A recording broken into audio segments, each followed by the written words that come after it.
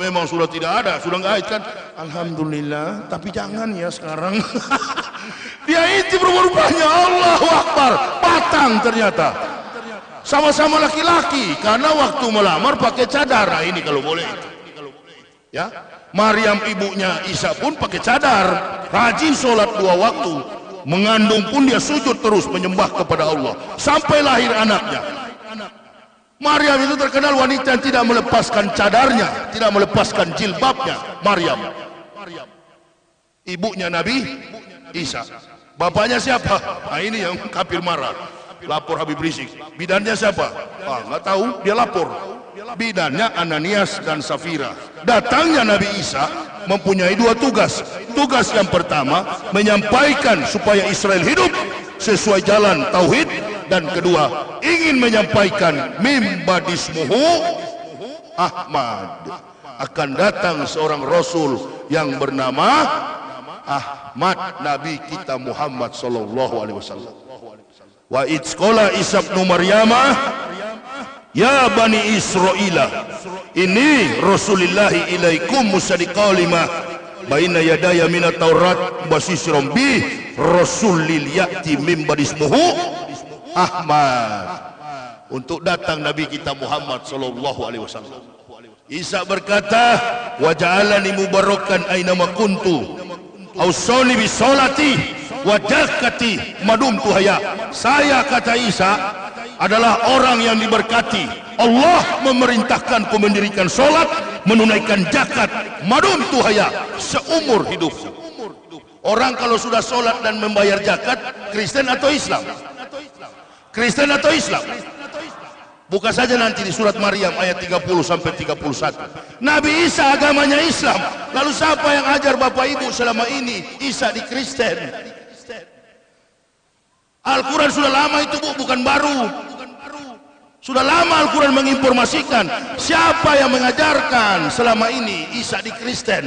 Di sana bukan Isa, Yesus Kristus. Jangankan Nabi Isa, Yesus Kristus juga nggak ada yang tahu tanggal lahirnya. Ini kan mau mendekati apa tadi? Natal. Tadi saya potong rambut masuk di mall apa itu? Hermes atau apa itu? Saya mau potong rambut. Saya mulai lihat ada pohon-pohon pernak-pernik, ya itulah. Ingat saya dulu ini. Pohon terang, nostalgia. Jadi saya ini, nah, supaya orang Kristen juga kalau dia dengar dia sadar dia masuk Islam. Ini pendeta yang mengatakan, seorang teolog Kristen terkemuka di dunia. Dia mengatakan sampai hari ini, Dr. Abineno mengatakan seorang teolog Kristen terkemuka, sampai hari ini kita tidak tahu secara pasti tanggal, bulan, dan tahun berapakah Yesus itu dilahirkan. Lihat ibadat jemaat dalam abad-abad pertama, Badan Perpustakaan Kristen, Jakarta 1961, halaman 64.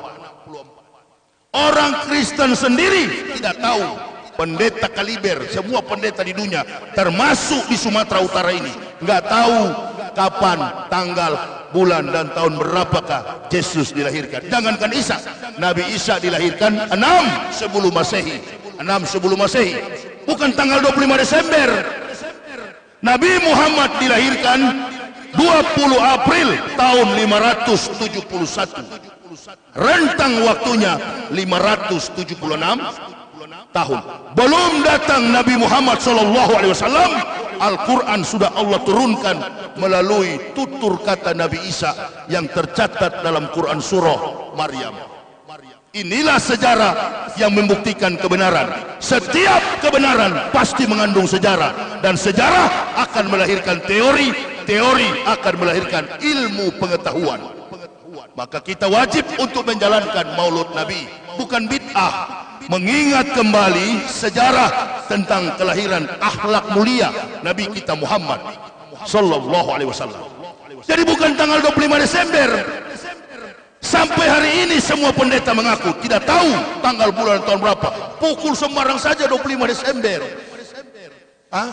Lalu orang Islam mengatakan kemarin fatwa MUI tahun 2016. Saya ceramah di Pekanbaru, bertanya jemaah, Kira-kira Ustadz mengucapkan selamat Natal haram atau tidak?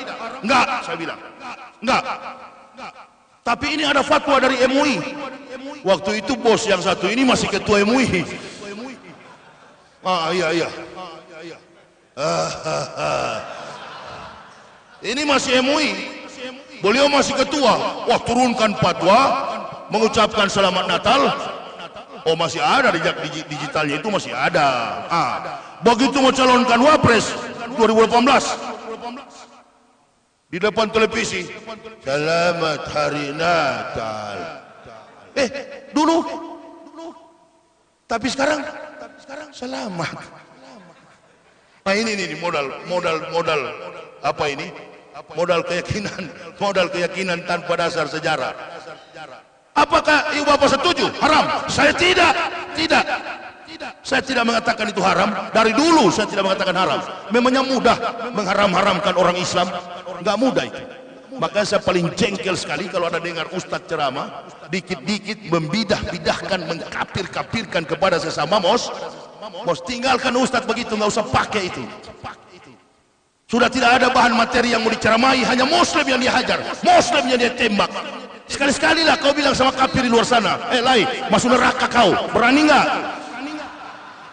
Itu kau baru bukan kaleng-kaleng. Ini sampai rokok pun, wah sampai merokok masuk neraka, siapa bilang? Yang bicara ini juga perokok berat. Ini ada di kantong. Coba kau larang, nggak datang saya ceramah. Ini rokok saya. Yang tidak merokok itu cuma dua, kalau nggak penyakitan, pelit. Sampai masuk, yang penting di masjid jangan kau merokok. Tunggu di luar habis ceramah. Apalagi bicara habis ceramah begini, oh kopi hitam tarik bos. Cerita itu. Carilah ayat-ayat yang membangun apa? Yang membangun kebangkitan iman umat. Nggak usah cari-cari kelemahan sama-sama muslim. Jadi tidak haram. Yang saya katakan tidak haram. Tetangga saya di kampung saya di Cibubur, tinggal di Jakarta. Ustadz, bos saya Jerman, setiap Natal saya diminta sambutan. Apakah saya berdosa atau tidak? Silakan Bambang, yang penting antum ucapkan. Antum kan belajar Iqra. Iya tat. Nah, selamat hari Natal itu nunnya ente ganti go. Nunnya ente ganti go. Selamat tahun baru ba diganti go. Jadi bunyinya gimana Ustaz? Selamat. Ente pura-pura sariawan. I'm sorry mister, excuse me. Anak sariawan. Saya sariawan, jadi menyebut Natal pun agak selamat hari Natal dan tahun baru. Jadi kenegarannya tidak haram kenegarannya ya. Selamat hari Natal dan tahun. Karena kalau gatal harus dicakar, digaruk. Iya kan? Jadi dirubah. Kita kan belajar Iqra semua. Kesimpulan jawabannya, orang Islam menyebut selamat Natal bukan haram, sedangkan kafir saja tidak tahu. Jadi kalau kita ikut-ikutan mengucap selamat Natal, berarti kita golongan sama-sama goblok dengan kafir. Sejarah, dan dia sendiri yang mengatakan, saya cuma menyebutnya. Jadi jangan marah lagi sama saya. Besok-besok marah lagi di YouTube. Ayah itu pembohong. Pembohong bagaimana? Pendetamu yang ngomong. Ini ada referensi kitabnya pun ada, namanya Profesor Dr. Abineno, teolog Kristen terkenal. Jadi tidak usah dibantah. Mengatakan sesuatu dengan argumen ilmiah dapat dipertanggungjawabkan secara ilmiah. Bukan sembarang sebut. 25 Desember itu hari kelahiran anak dewa matahari yang disembah oleh Romawi kuno. Di zaman Nabi Isa disembah oleh kaum Majusi, orang-orang pendek, pandai melihat bintang. Bahkan bintang Nabi Isa mau lahir pun mereka tahu. Kelompok di Kristen disebut dengan kaum orang-orang Majus. Kalau di Islam disebut dengan kaum Majusi. Itu sejarah. Hari yang ke-8 Isa disunat. Di Kristen masih ada. Lukas pasal 2 ayat 21. Pada hari yang ke-8 anak itu dilahirkan, disunat dan diberi nama Yesus. Kalau kemarin jadi debat, saya mau tanya, itu kafir satu itu, dan teman-temannya, saya tantang satu Indonesia kan, saya akan tanya, kalian ada kumpul ini sudah sunat atau belum? Masalahnya Tuhanmu disunat, ente sunat atau belum? Siapa yang asli pengikut Nabi Isa? Saya yang asli, saya sudah sunat. Jadi masuk Islam bukan menyangkal ajaran Isa, justru mengikuti ajaran Nabi Isa. Lukas pasal 2 ayat 21. Saya ceramah di Makassar, ada yang protes. Bohong, Tuhan kami itu, Yahya itu pembohong. Tuhan kami itu bukan disunat, dia bohongi kalian. Tuhan kami itu dibaptis di Sungai Yordan. Marah-marah dia. Datang saya ke rumahnya, kau yang marah-marah. Saya lihat juga badannya kecil, gampang kebanting-banting ini. Aku angkat, ku gas pul ini langsung pingsan ini. Kau yang marah-marah tadi? Iya, ada berapa kitab Bible di dalam rumahmu? Ada 5, tambah 20 lagi. Kau pakai kacamata, baca Lukas pasal 2 21. Kau baca kuat-kuat di depan Pak RT. Dia baca. Pada hari yang ke-8 anak itu dilahirkan. Terus ada yang setebal tisu lagi saya ambil. Terus sudah baca terus. Dia sudah begini-gini. Lepas satu kali kepala. Dibaptis atau disunat? Iya, di sini disunat. Makanya kau baca dulu baru kau lawan saya, kau hina saya. Kau belum baca sih. Bilang pendetamu besok dihapus ini, diganti sunat. Kitab Kristen itu hampir tiap tahun direvisi, dirubah. Matius bilang ke kanan, Markus bilang ke kiri, Stefanus bilang salto ke belakang, Tetanus bilang jungkir ke depan. Bingung. Firman Tuhan dari mana? Bukan firman Tuhan. Kami menyampaikan begini bukan benci kepada Kristen, sayang kepada mereka. Hei, kembalilah kalian kepada kalimat yang sama dengan kami. Qul ya ayyuhal kitabi ta'alau ila kalimatin. Kembali pada kalimat yang sama dengan kami. Artinya masuk Islam. Pertama saya ceramah di sini, saya Islamkan satu kafir di sini. Margana Baban. Ya, di mana-mana saya Islamkan orang kafir. Adakah sekarang orang Islam murtad? Enggak. Sejak saya masuk Islam 2006, macet, mati, mampus upaya kristenisasi. Terhenti di Indonesia. Karena saya kalau ceramah begini, bukan benci kepada orang Kristen, sayang kita. Kalau jadi ulama, kompetensinya adalah agama. Kiwamud dunia bi arba'ati asa. Tertibnya dunia bergantung pada 4 orang. Yang pertama, bi almi ulamai. Yang kedua, bi adlil umaro, adilnya pemerintah. Yang ketiga, bi saqawatil agniya. Yang keempat, bi da'watil fuqara'i, doa orang-orang miskin. Kedermawanan orang kaya dan doa orang-orang miskin.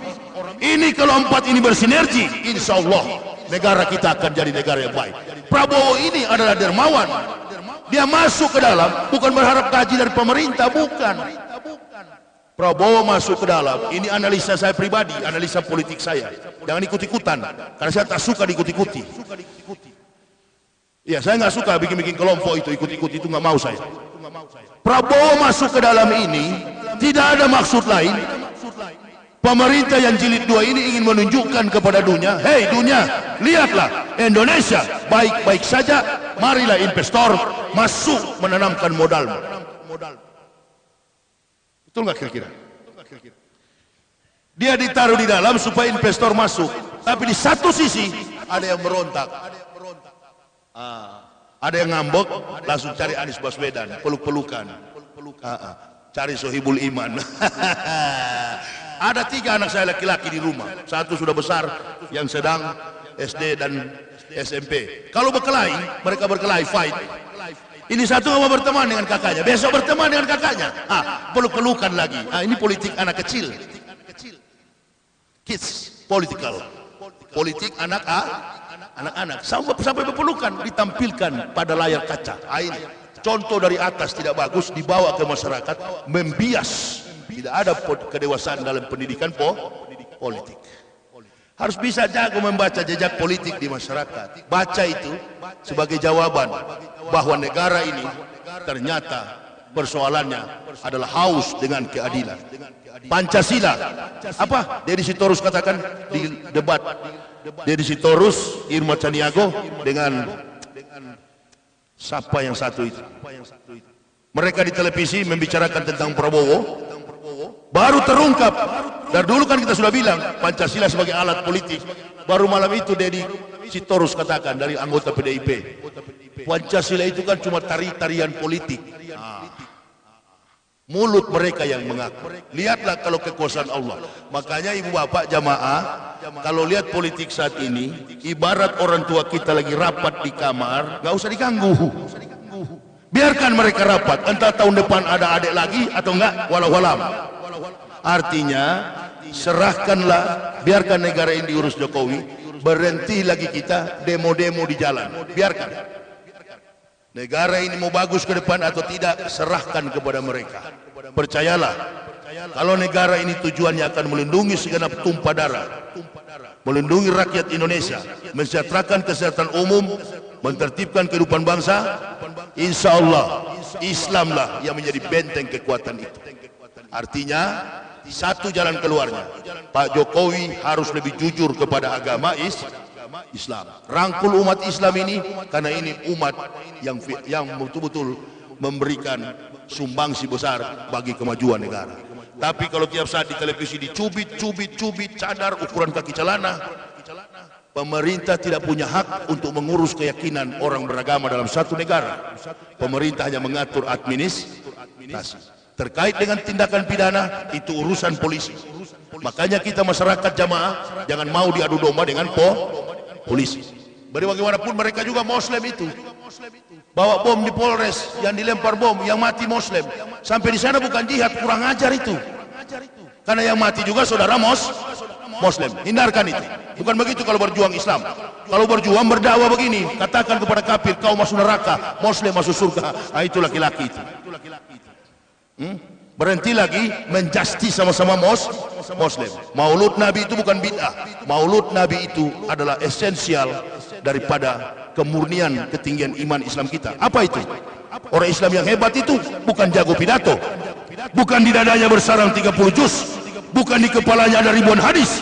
Orang Islam yang hebat karena pandai bersyukur. Jadi ilmu tentang maulud ini esensialnya adalah syukur. Biar kau jago pidato, biar kau ulama, kalau kau tidak pandai bersyukur, Allahu Akbar, habis selesaikan. Biar kau juga masyarakat jamaah biasa, tukang beca, pandai bersyukur, datang waktu sholat berjamaah, hidup sesuai dengan tuntunan Quran dan hadis, insya Allah itu yang lebih mulia di hadapan Allah dan Rasul. Saya kira ini yang bisa saya sampaikan jamaah. Malam sudah larut malam ini, insya Allah besok lagi saya masih lama di kota Medan. Mudah-mudahan nanti kita bisa jumpa pada besok hari lagi. Besok jadwal saya 2 itu, zuhur dan malam. Dan tanggal 17 saya juga lupa di mana tempatnya. Ini pun tadi saya sudah lupa alamatnya. Ya. Tapi lihat di Google, ada teman saya yang FPI Rahim itu, sudah lama ikut saya dari si Rahim ini, orang FPI. Dulu sampai kami ceramah ke Aceh sana. Karena ngantuk, baru dia sadar, aduh Ustaz memang tidak gampang ikut ente ya. Berangkat dari sore, pulang sore lagi. Sampai tertanduk-tanduk dia di mobil begini.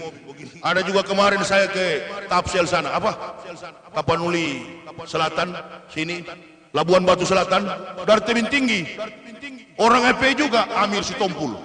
Waduh, dia bilang, Ustaz, saya mau berjihad, saya mau ikuti Ustaz. Kau mampu? Insya Allah, bismillah. Pulang dari Kota Pinang, baru 1 meter jalan. Kenapa Mir? Ada betul Ustaz bilang.